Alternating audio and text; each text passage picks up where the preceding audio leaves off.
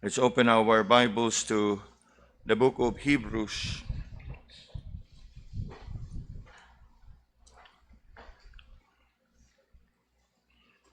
Hebrews chapter 13.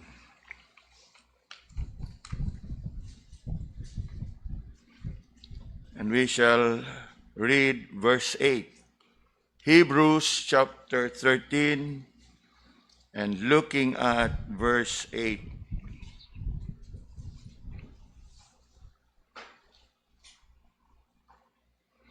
We invite those that are with us online to please open your Bibles to this portion of Scripture, Hebrews chapter 13, looking at verse 8. Hebrews chapter 13 and verse 8. Let's read this one verse together. Jesus Christ the same yesterday and today and forever.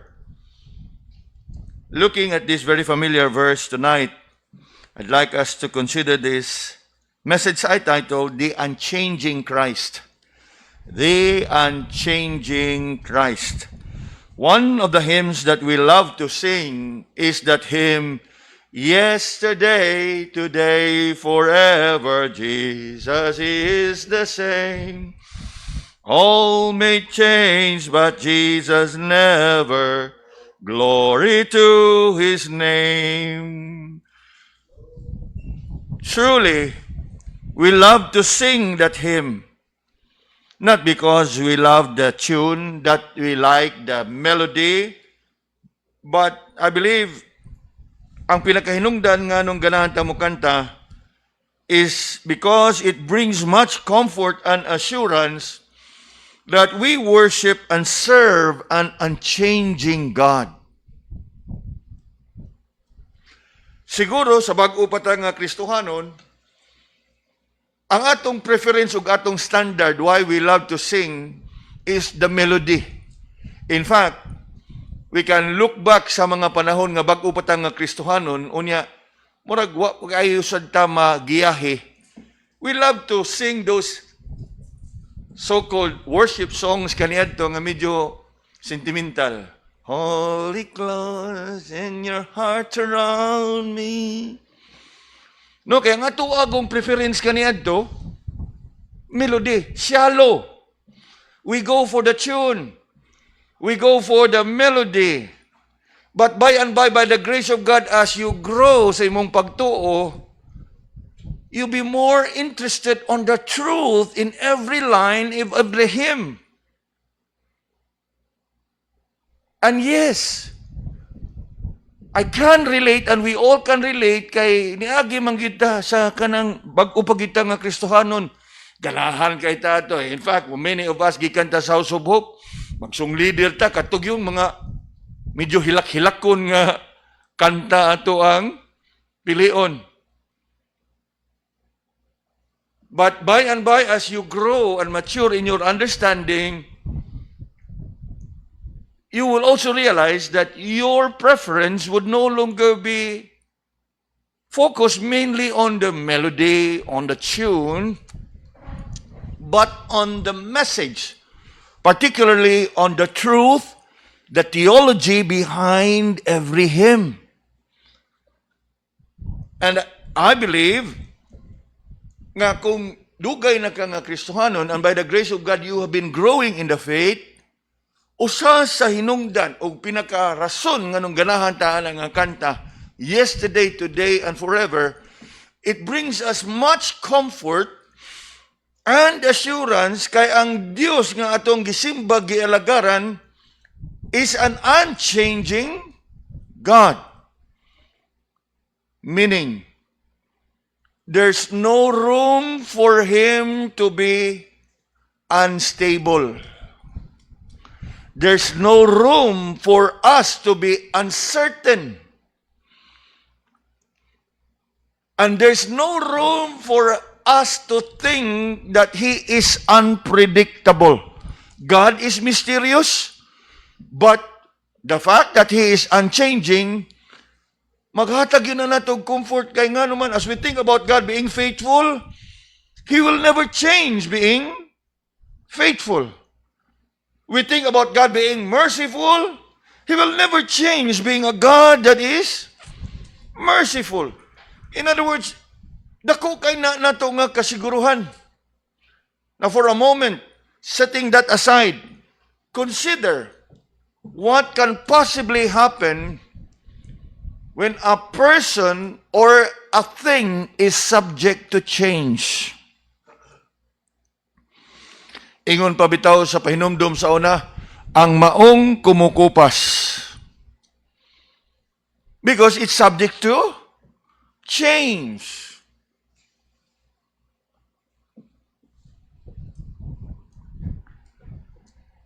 Yes, we love to sing that hymn as it brings much comfort and assurance that we worship and serve an unchanging God. We live in a world that is shifting. We live in a world that is constantly changing. We think of trends. We think of styles. We think of fashion. Kanunay mag-usab. Kanunay mag-usab-usab. O gani, og nakabantay mo, og taon-taon mo sa kalibutan, sa sige niya pag-usab-usab, you would realize nga in a matter of 10, 15 years down the line, mubalik. Mubalik. Because things are always changing. What else? We think of relationship, affection, emotion, feelings. They are all subject to change. Upon what a comfort it is that as we reflect upon Jesus, the verse says it all. Jesus Christ, the same yesterday and today and forever. It's a powerful statement that Jesus Christ never changed. And as we think about Jesus being unchanging, we think about his nature. We know very well that Jesus is God. So that means he is unchanging in his being God. Just as he was the Almighty God before, he is the Almighty God today, and he is the Almighty God forever.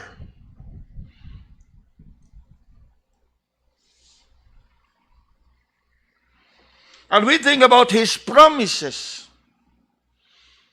What a comfort it is that his promises is unchanging.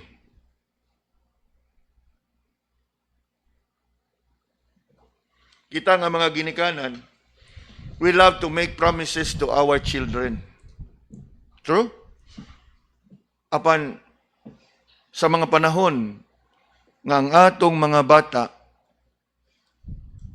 maybe misbehave, nagpabadlong, or done something murag wa na to gikalipay, what happens?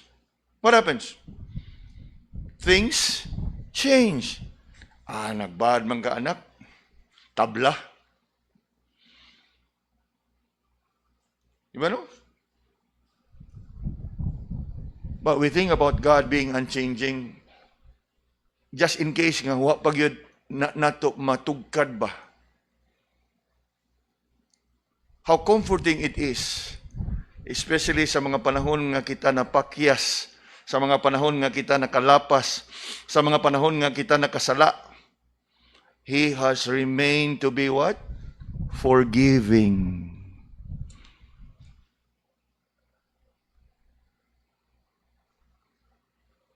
Now, ibutang nato og ang atong Ginoo is subject to change.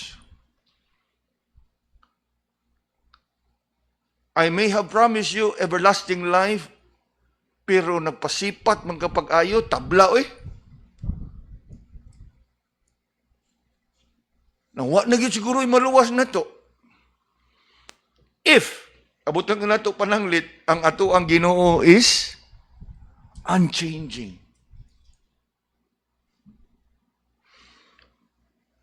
What a comfort. As we think of Him being unchanging in His nature, being unchanging in His promises. What else? Think of Him being unchanging in His love.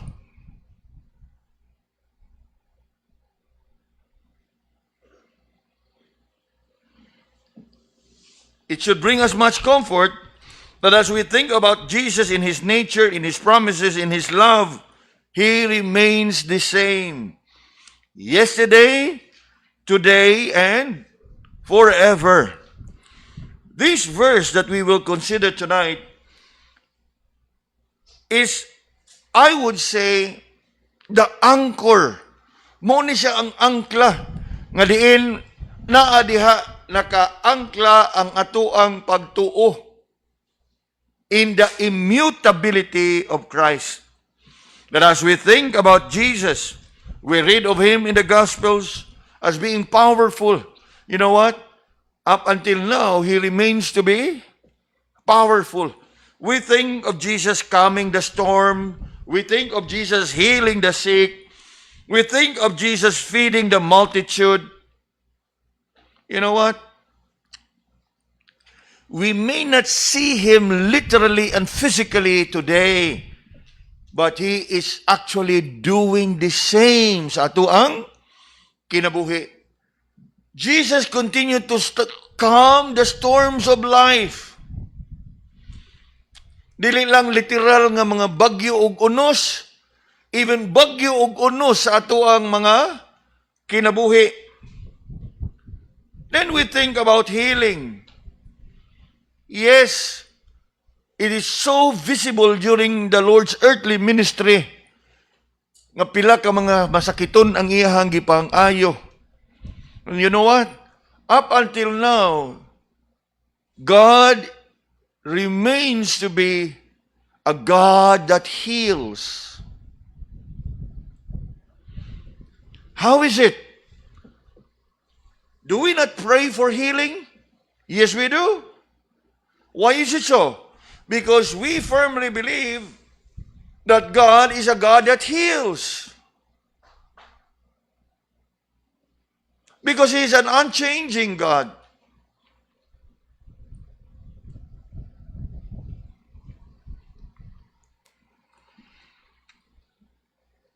That as we think about Him forgiving sinners during His time here on earth, makasalig ka, makalaom ka, that up until now, He continued to extend forgiveness to all sinners that would come to Him in repentance. How is it?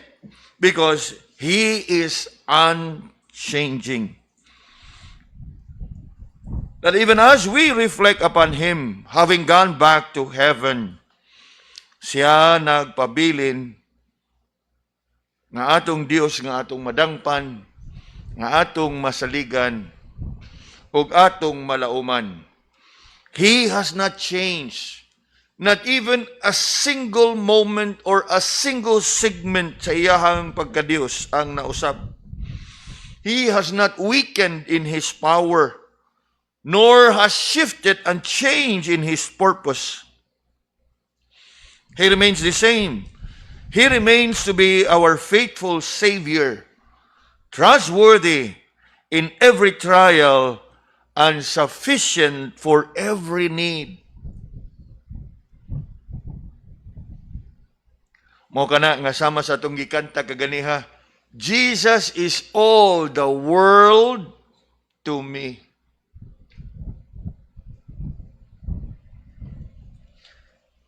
To help us better appreciate this truth about Jesus, consider for a moment what happens. And this is true to every one of us. Nga diin, mausab ang atong hunahuna, mausab ang atong mga plano. Nga naman, for after all, we are all subject to change. Physically, mausab ta. Mentally, mga usab ta. Emotionally, mga usab ta. And every time we go through change, surely there is some kind of frustration. There is some kind of disappointment. Nga naman, mausab man ang imuhang panglantaw, mausab pod ang imong mga plano, mausab pod ang imuhang mga priority. Salamat sa Ginoo that He is an unchanging God. Nga naman, for when He, like us, is subjected to change, yes, plans and purposes fail. Plans and purposes would fall apart.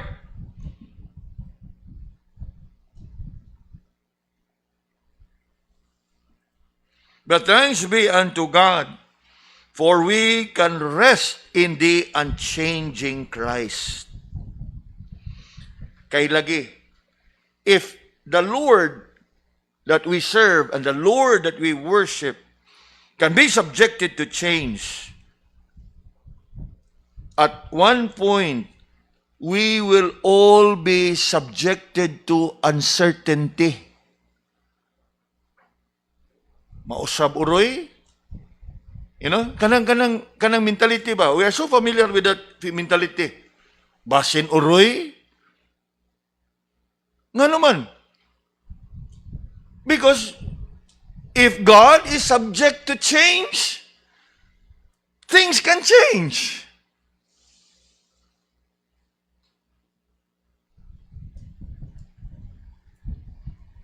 We can be subjected to uncertainty. What else? Everything in life would be unstable. Wa man kay kasiguruhan. And you know what? If God is subjected to change, not only that we would experience uncertainty, not only that we will feel unstable, everything can be unpredictable.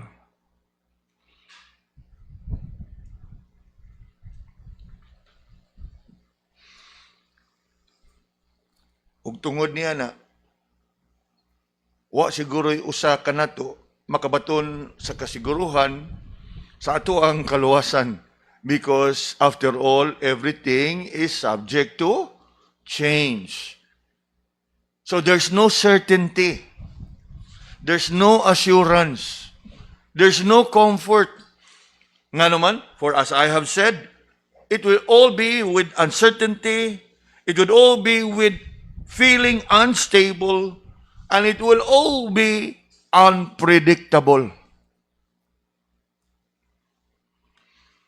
Nga bisan pa man tuod o kini nga bersikulo is so familiar to many upon, you know, oftentimes when we have been so familiar with something, murag di nato mahatagan bas pagtagad o dili nato ma-appreciate ang value o ang iyahabang kanang kamatuuran, just because we are so familiar with it.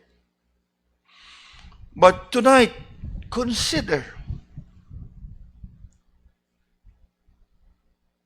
nga makapasalamat kita diha sa tuwang kaugalingon. Thank you, Lord, for you are our unchanging God.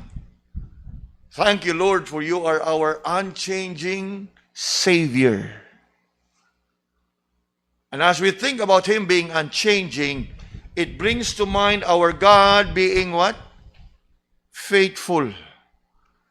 Magmatinud-anon siya sa iyahang pagkadios, nga dili gid siya mausab.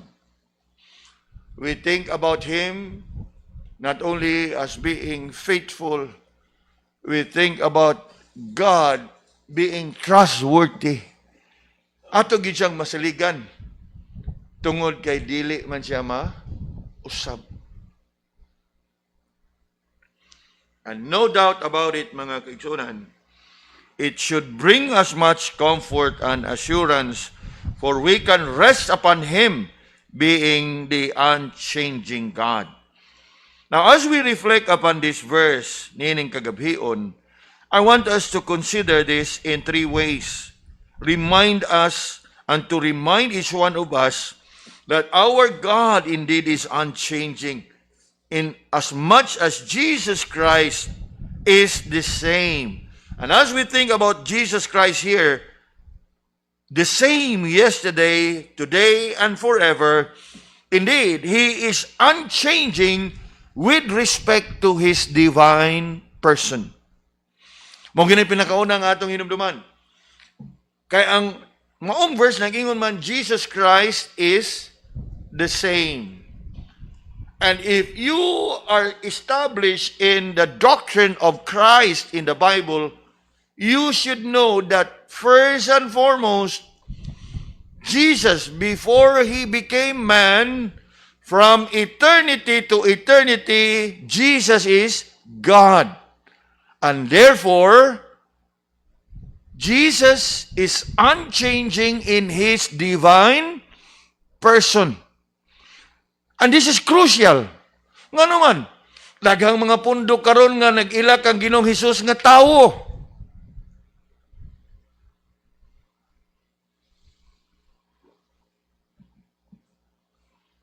Gani, ang iyang pagkatao has a beginning, but has no end.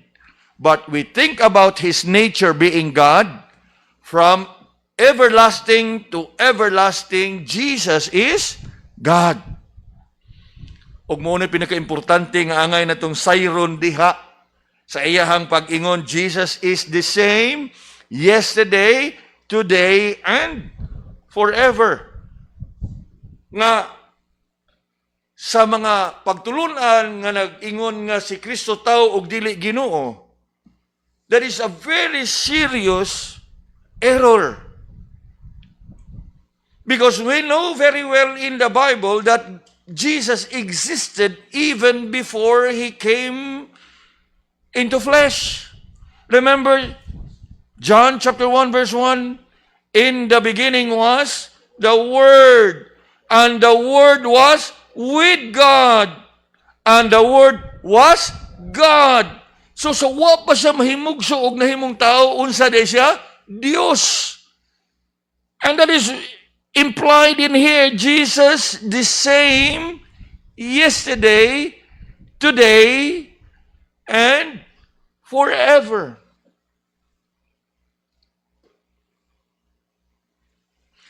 Jesus is from eternity to eternity God. He is eternal and immutable in every state, in every period sa iyahang existence. Even before He came to flesh, He is God. And the fact that He is God from eternity to eternity, again, brings us much comfort. Kay nga naman, kay siya ang Diyos nga to ang gisimba, siya ang Diyos nga to ang gialagaran. Not only that He is unchanging with respect to His divine person. When the verse here says, Jesus is the same yesterday, today, and forever, it is implied that He is unchanging in regards to His purpose. Dugang sa iyahang pagka-Diyos, unsay katuyuan nganong gipadala siya sa kalibutan og nahimong tawo? To save His people from their sins. And the fact nga gipadala siya sa iyahang amahan din His kalibutan, nahimong tao sama kanato, aron nga mahimo nato nga manluluwas, sayri mga kaigsunan, nga from eternity to eternity, Jesus has been and will always be our Savior. Our one and only Savior. Unsa implikasyon ini? Ang implikasyon ani sa atua mga igsoon mao ni nga through the ages there will never be a time that there will be another Savior. What else? That at any given period of time, there will never be any occasion that will arise that there will be another Savior. Kay usaray gipada sa amahan dinhi sa kalibutan nga maoy ato ang man luluwas. And who is it? The Lord Jesus. And as we think about Him being unchanging in His purpose, being our Savior, that would also bring to mind the fact nga sama nga ang katong mga kriminal nga gilansang sa krus. You know, He was hanged at the cross. And one of the two criminals acknowledged Him as God, right? As Lord. And right there and then, what did the Lord Jesus said to the thief? Today, you shall be with me in paradise. In the same blessed assurance nga iyahang gihatag adtong maong kriminal, sa susama gihapon nga paagi, atong naangkon ang kaluwasan, pinaagi sa pagtuo diha kang Kristo. And that can never change and will never change. For Jesus is the same yesterday, today, and forever. He is unchanging in regards to His divine person. He is unchanging in regards to His purpose sa dihang dinhi siya sa kalibutan. And as we think about Jesus being unchanging in His purpose, igo na nga maglig-on sa itong pagtuo, nga di na ka mag-entertain pa, basin uroy no, og lain, napay laing pamaagi nga makaangkon ta og kaluwasan. Now, og mao, that means that Jesus has changed.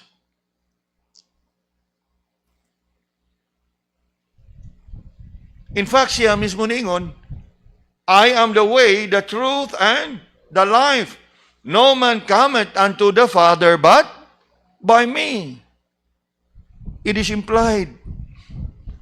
Jesus is the same yesterday, today, and forever.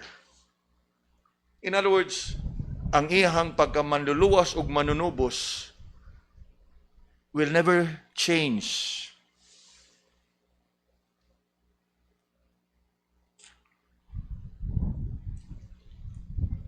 Nga hangtod karon, mao gihapon nga mensahe sa ebanghelyo ang atong isangyaw ngadto sa mga tawo nga naa pa sa kalibutan nga ang kaluwasan anaa lamang kang Ginoong Hesukristo.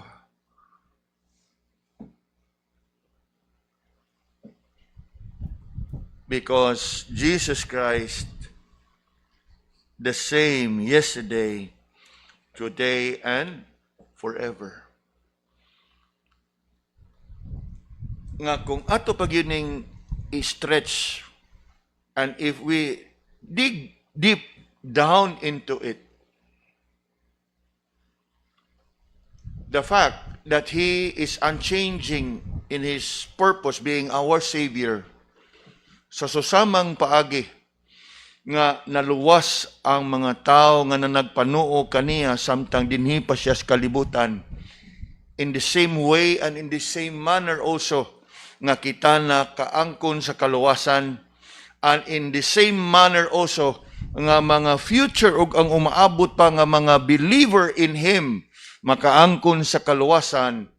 Kay ngano? Because Jesus Christ the same yesterday, today, and forever. Now, consider it this way. In the Old Testament, ang pagtuo sa mga katawhan sa Ginoo ni adtong panahona has been expressed by way of pictures and types. We know that, and I hope we all know that. Nga katong ilahang mga animal sacrifices, they do it by faith. It's not the blood of the animals that they have sacrificed that saves them and washes them from their sins. But it's just a type, a picture a prefigure of that ultimate sacrifice of the Lord when He was crucified in the cross at Calvary. And as we think about it, in the Old Testament, it was in the form of animal sacrifices. But we all know that all those sacrifices is not about the animals and the blood of animals that has cleansed them from their sins, but that the significance and the meaning of it, pointing us to the Lamb of God which takes away the sin of the world. In other words, niabot ang panahon nga ang pag-offer of animal sacrifices did come to an end. Nahunong when Jesus came to earth. And when Jesus died once and for all at the cross of Calvary. But the effect of His death at the cross and the shedding of His blood has never changed. Back in the Old Testament, every time they go to the temple, they bring in animal sacrifices. Now we don't, because the once and for all sacrifice has been offered, and that is unchanging. That is included in here. Ngaway kausaban in regards to the efficacy of His substitutionary death at the cross. That just as it was able to save God's people in the Old Testament, and in the same way it was able to save those who came to believe when Jesus died at the cross of Calvary, it is still able to save sinners in our time and even in the future. Nga naman, because that blood that has been shed is never changing in its efficacy. You know, we think about medication, medicines, and whatever na ay expiration. And after that, wa na ginay epekto. But not so with the Lord Jesus. Not so in regards to His being our Savior. Not so in regards to all that He has done to save us from our sins. Because after all, as we reflect about Jesus, the same yesterday, today, and forever, it goes without saying that all that He has done and the purposes why He did it and the effects of it would always remain the same. That no doubt, Jesus the same yesterday, today, and forever should comfort our hearts. Because it reminds us that He is indeed faithful and is immutable and unchanging in respect to His divine person and in regards to His purpose. And as we reflect upon Him being our Savior, please understand that His power to save also is unchanging.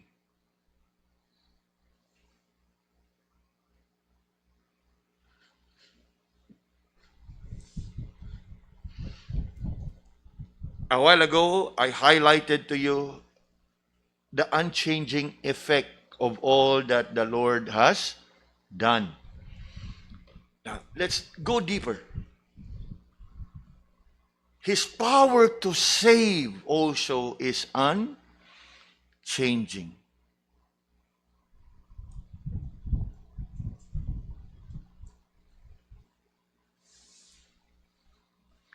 His power to save is unchanging, meaning it pertains to His ability. It pertains to His capacity.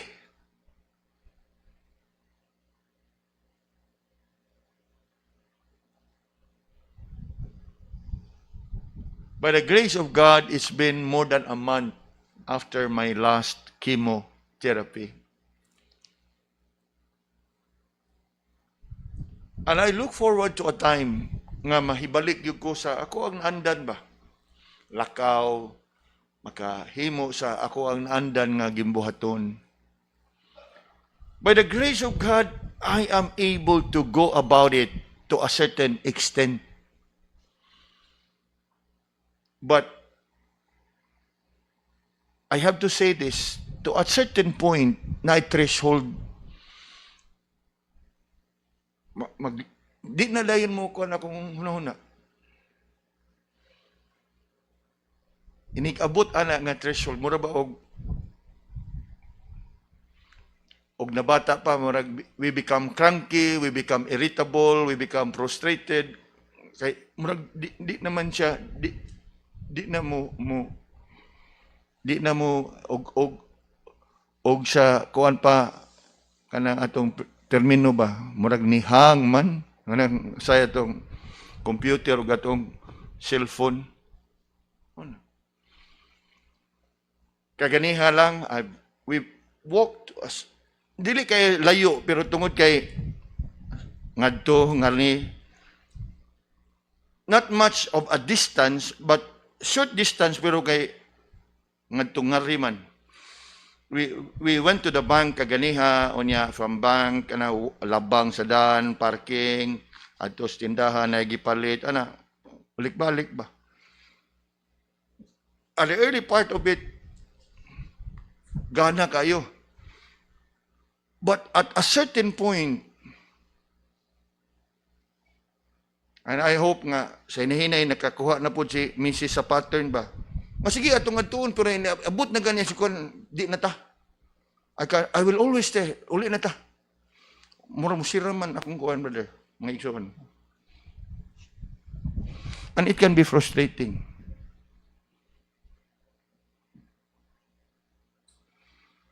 But I continue to wait upon the Lord o kanus agad nga ma-restore. Pero sa di pa ko kaabot anak nga kanang murag stress point, lakaw, sige. Pero abot na gid ana, mingon na jud kong Mrs. uli na ta. Ganiha lang, I hope nga nakasabot siya. Inaingon siya nga, uli na ta. Ikaw ayo. Hapita o sa nga tong hapitunon, pero ikaw man muli na ta. Wa na, sarado na ba? Kung na ba, og sa kuan pa, puwira bisita, og nabarko pa bitaw mo na ni. Kaya di naman siya kanang, ingon pa na to, ang kapasidad ba sa murag mungit-ngit.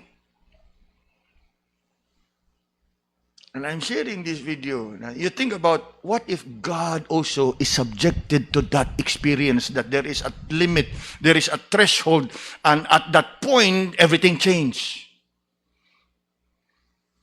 Alaot ang tanan, mga igsoon. Salamat na lang sa Ginoo. In fact, salamat sa provision. Adtong gahapon, no? Gahapon, holiday. Now, if there is such a thing, ay break-in imong bag-o nga sakyanan, gi-break-in sa namo ang bag-o nga wheelchair. So, dito mi sa seaside, gahapon, no? So, I endured the drive, paingon dito, pero pag abot yun dito, wheelchair, nagkakay mo duot yun. I-break-in ang wheelchair. Yesterday was a holiday. Nga naman, kay, most of you are familiar with seaside, bisan lang ka nang maglakaw, siguro, akong tansya lang, gikan sa parking paingon sa sud, na. Sarado na. I can't endure. Inani noon, barog preach, pero kanang lakaw. The only good thing ako ang konsuelo is, yes, I become irritable, true, but I continue to wait upon the Lord. In my personal prayer, Lord, paabot ko, o hangtod kanus agad mabalik.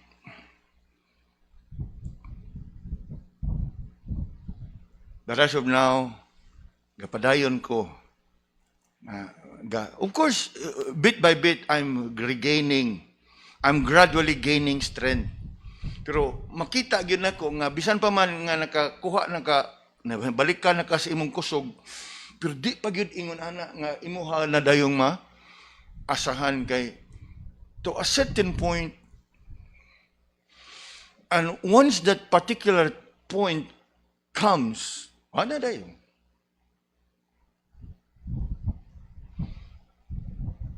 And the only thing that amazed me is standing here to preach, murag grasya sa Ginoo na lang yun ang tanan ba? Pero kanang maglakaw, even kanang mag-drive, taas-taas pagkamay kay maglingkod ramang ka niya kamot, pero kanang tibok na nimong ilakaw.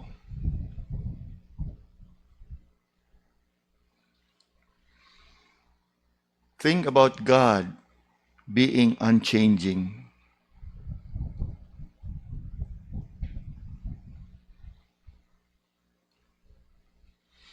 Ako, as a husband, as a father, ingon pa nato og mag-grocery mi, kaniadto, I always bring the heavy ones. You know what, karon? Og asa tong plastika nga nabutang ang tissue, mo'y ako.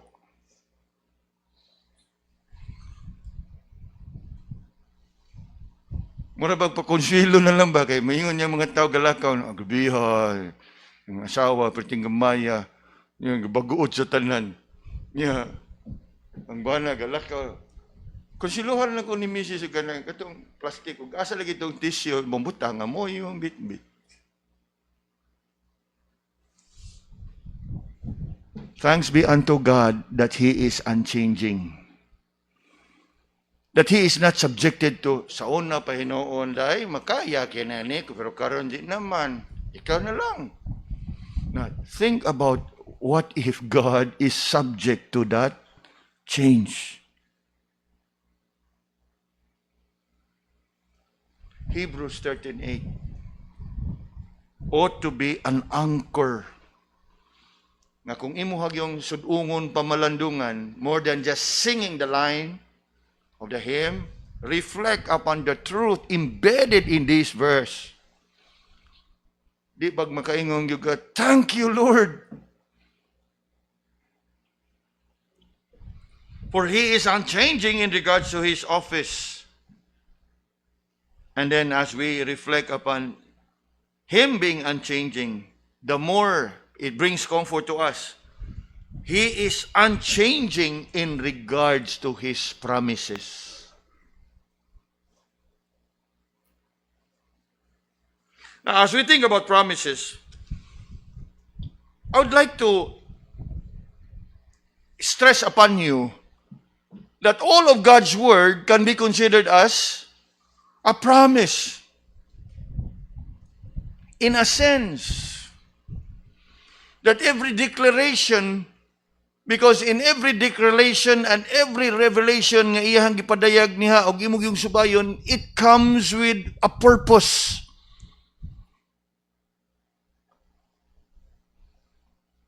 Siguro dili tanan maka-realize niya na. But you think about that verse in Genesis 3:15. I'm sure nga sa bag-o patas pagtuwa kita kibaw nga mao din na diha gi-pronounce na diha ang ebanghelyo sa atong Ginoo. Kay nga naman all along we would look at the book of Genesis as a what? A narrative. As a narrative, it simply records what has happened during the time. That is a narrative. Until you will look into it that indeed there is a promise in it, right? The seed of the woman. In fact, magkadugay ka nga magkat-on sa pulong sa Ginoo, ma-amaze ka kay the Lord will just simply reveal to you there are promises in every corner of the Bible.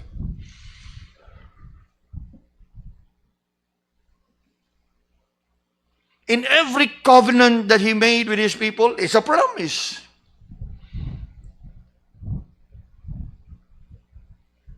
In fact, after all, the entire Scripture is all about what? The Lord Jesus. The promise of the Messiah. The fulfillment of that promise. And all along, before that promise is fulfilled, what do we have? Prophecies.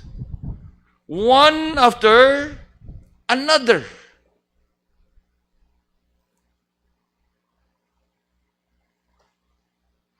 And what does all these prophecies, what does all these promises tells us about Christ?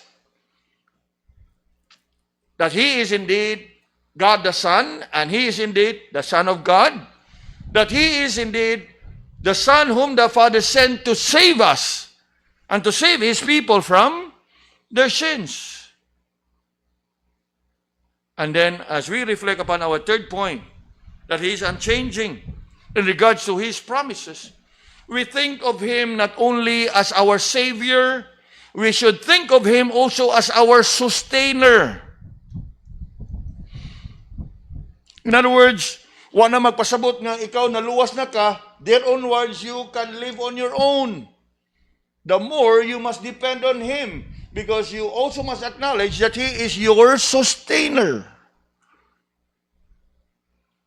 That even at some point when you are weak, remember, for when I am weak, there I am strong. Why? Because of the sufficiency of the grace of God. He saves us. He sustains us. And how does He sustain us? Una, He sanctifies us. Sustaining us in our newness of life, He sanctifies us. Nga, He give us that ability and the power to resist temptation and that we would not fall into sin. It is by the grace of God. And you know what? Salamat sa Ginoo that He is unchanging in that regard. Not only that He sanctifies us, He also strengthens us.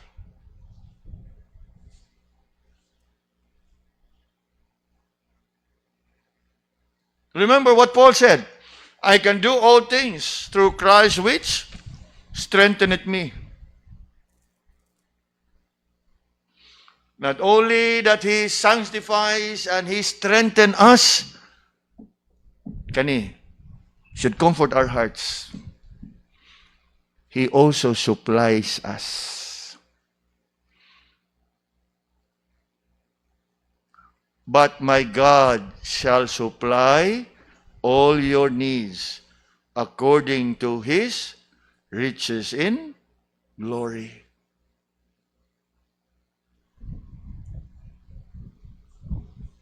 Nga sa mga panahon anaa kas mga panginahanglanon or bisan sa imuhang panginahanglanon sa kada adlaw. Dili pa lang dugay ato nang gitun-an. Behold the birds, behold the lilies, behold the grass in the field. Are you not much better than they? Thanks be unto God, for He is unchanging. You know, mga kaigsunan, in the course of kuabang treatment, si Mrs. sa mga panahon nga moangadto na siya sa accounting, mubayad sa amo ang tulubagon og obligasyon. Di niya malikayan, daghan kayo ang iyang makauban. Daghan kayo ang iyang makauban dito sa accounting. Unya, diha sa pagbayad nila, diha sa kanang cashier, ang uban makadungog bitaw ta sa mga sitwasyon nga, ay, adto dito ay, mga mubanggit dahil og mga party list ba? Party list. Daghan man guna to sa, mo daw, sawa pag yun ni mabulabog si flood control, sikat kay ito nagi, mga party list nga sikat kayo. Matabangan juga dito. Pero, things already has change. Karon, murag mingaw na ditong dapita, dapat sa party list. Wa na'y party-party.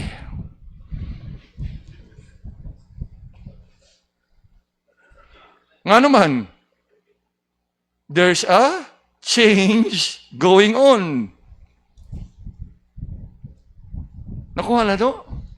Salamat sa Ginoo kay ang Ginoo nga atong gisaligan is unchanging. Dili mo pakya sa pag-provide sa atong kinahanglan. Of course, who can deny? Dako kay nagtabang og kanang ayuda diha sa mga katawhan. Pero kung ato bang sumadahon, by and by, what happened? Because things has changed. I'm sure you know. Kinsa to nga mga partilis kaniya to nga tunog kay mga ngan, basta mga pang-ayuda-ayuda, mga unsa diha. Kani, na ilang opisina diha, na diha. Gani mismo pa ang mga, now, sa kuha pong bahin ba? I continue to encourage myself. Although I appreciate, kay naay ato ang mga, sa sige na itong balik-balik sa ospital, good na po ato ang mahisugatan ba?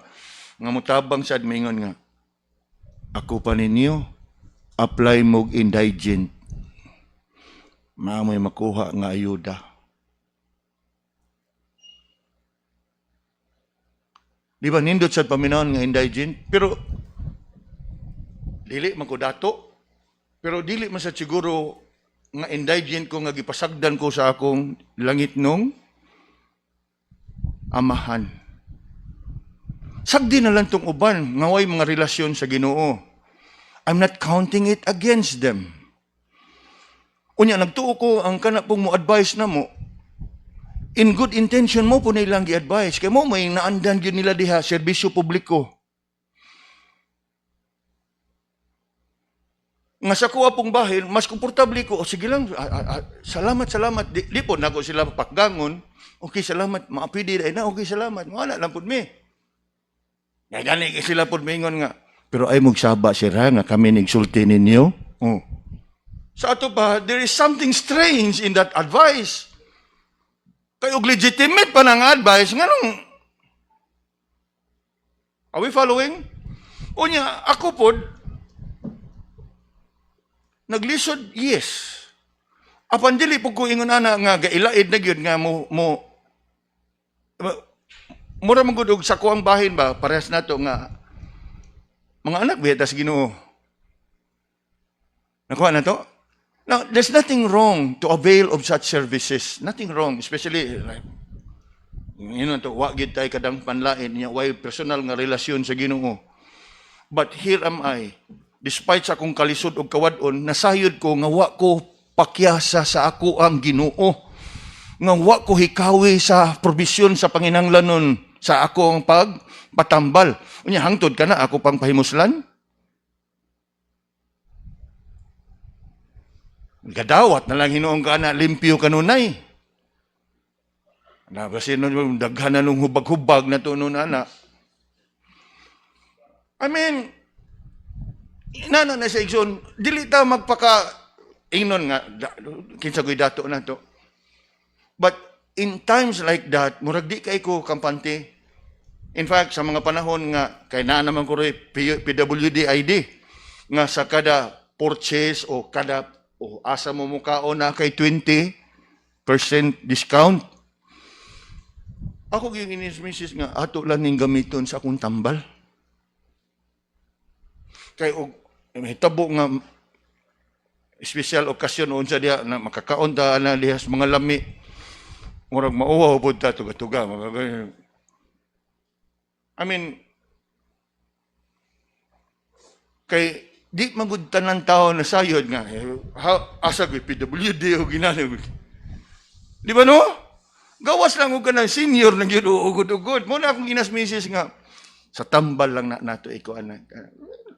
It's not that, you know?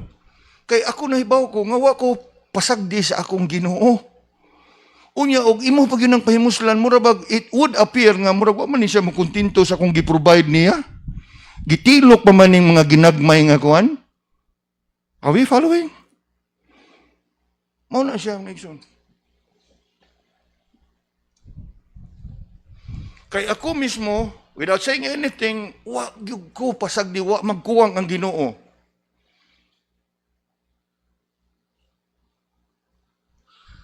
Now, panahon nga, ingon Brother Alal nga, kinahanglan ka wheelchair, Pastor? Ikaw, kinahanglan. Pero ingon pa lamay, kinahanglan mag-documentation. Di, pag-ingon nga, paghimo o ka ng suwat, nagisuwat sa buko. Ano man, kay nakita na to nga, dako og tabang, og naa kay imong kagalingon nga,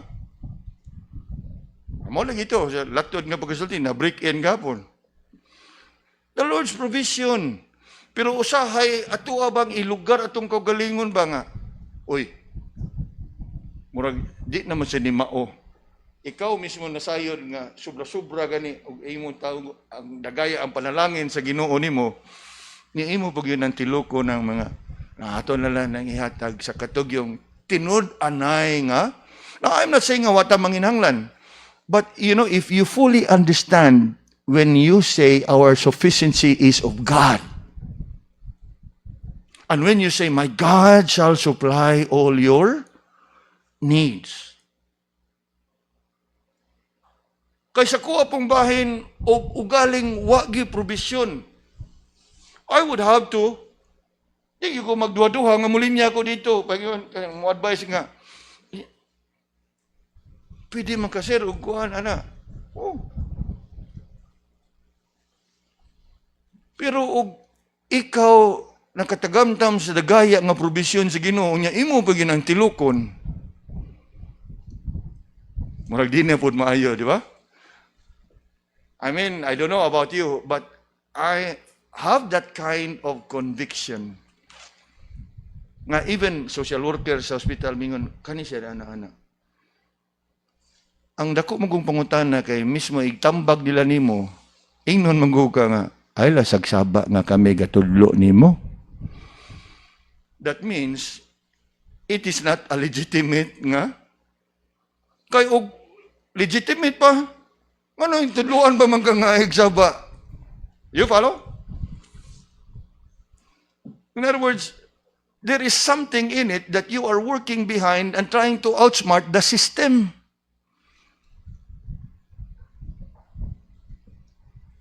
Nga, ug ko sa kuha, dili po nga haron nga ma-offend sila, nga kuhan, ay mo ba? Sige lang. Salamat. Atong tanawon. Apan, I would tell my wife nga, dili lang siguro, kay wa man magkuha ang Ginoo sa pag-provide.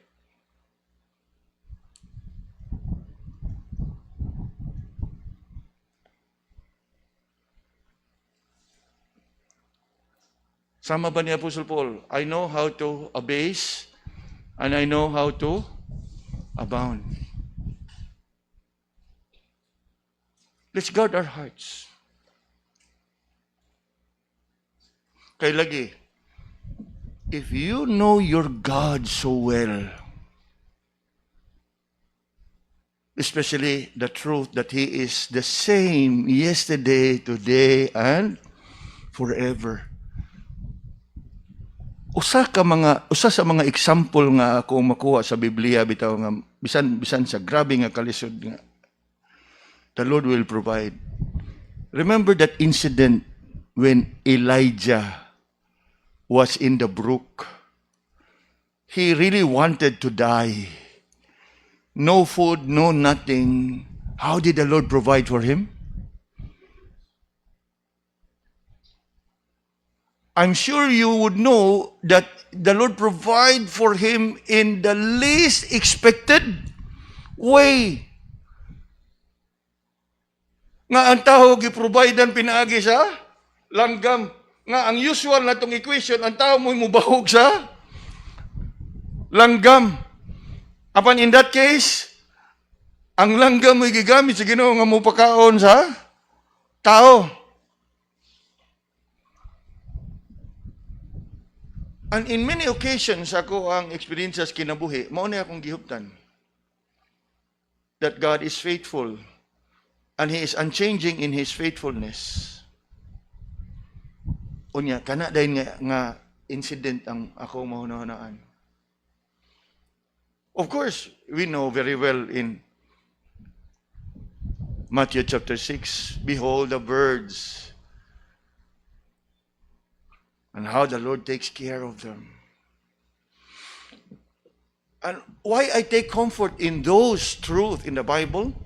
Because of the fact that God is the same in biblical times, in our time, and in the future time. Because He is the same yesterday, today, and forever.